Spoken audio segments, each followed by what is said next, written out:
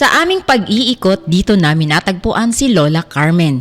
Sa edad na 82 taong gulang, dala ni Lola Carmen ang bakas ng kahapong hindi na mababawi.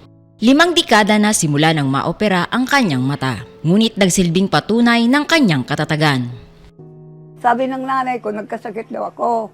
Di alam mo naman mga matanda doon, ng mga walang pinag-aralan. Papasunod siya na yung mata ko daw tutusukin ng, saka makakita tutusukin ng talbos ng langka na may dagta. Di, siyempre na-infeksyon yung Mata mo. lalong hindi ako nakakita. Eh kasi di ba nung araw, tapos ng liberasyon, wala naman doktor na marunong mag-opera nun sa mata, di ba? Lumipas ang maraming taon, may nakilala silang doktor na tumulong upang siya'y maoperahan. May nag-offer sa akin ng libreng operasyon. Oo. Tapos may nagbigay din sa akin ng contact lens. Tinanim dyan sa mata ko ng doktora na nag-opera sa akin. Bagamat hindi na maibabalik ang kanyang paningin, hindi nito napigilan ang determinasyon. Natuto siyang tanggapin ang kanyang kalagayan. Hindi ka ba nagsisisi na nawalan ka ng isang mata?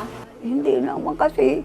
Sabi ng nanay ko, yun daw yata kalooban ng Panginoon sa akin, sabi niya.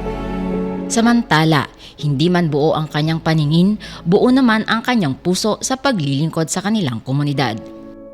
Ito pa lang si Lola Carmen ay kilala bilang isang manghihilot at siya ang takbuhan ng may mga iniindang karamdaman. Maghihilot kaya ako. Nahihilot ka? Maghihilot ako.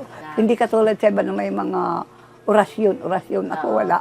Sa ngayon ay may iniinda si Lola Carmen, ang pananakit ng kanyang balakang na ang dahilan ay pagkadulas noong nakaraang taon.